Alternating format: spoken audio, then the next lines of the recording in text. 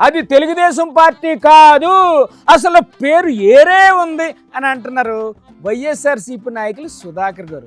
అన్నా నమస్తే, ఏంటి చెప్పన్నా? అసలు నీదేం పార్టీ? ఇది నీది తెలుగుదేశం పార్టీ కాదయ్యా, మరేటి తెలుగు డ్రగ్స్ పార్టీ, ఆ, తెలుగు డ్రామాల పార్టీ, ఆ. తెలుగు దొంగల పార్టీ. అయ్యి బాబోయ్, ఒక్క పార్టీకి ఇన్ని పేర్లు ఉన్నాయా? ఈ దొంగలందరూ కలిసి, ఈ డ్రామాలు ఆడే వాళ్ళందరూ కలిసి, ఈ డ్రగ్స్ తీసుకునే వాళ్ళందరూ కలిసి, ఈ గంజాయి తాగే వాళ్ళందరూ కలిసి, ఈ దోపిడి దొంగలందరూ కలిసి ఒక పార్టీగా మారారు. అదేం పార్టీ అన్నా? ఆ party Telugu Desam party. Party foundation బలంగా ఉందన్నమాట. తిరుమల తిరుపతి దేవస్థాన చైర్మన్ స్వయంగా ఒక మహిళతో విజువల్లో దొరికితే కూడా మీరు చర్య తీసుకోలేదంటే వెంకటేశ్వర స్వామి గారి మీద మీకున్న ప్రేమ, అభిమానం, భక్తి తేట తెల్లమైపోయింది. మరి తెలిసి కూడా అడుగుతారేంటి సార్? ఇప్పుడు మరో చైర్మన్, మాజీ చైర్మన్ కొడుకు దొరికాడు. ఎవరు? మహేష్ యాదవ్ అనే మీ ఎంపీ దొరికాడు.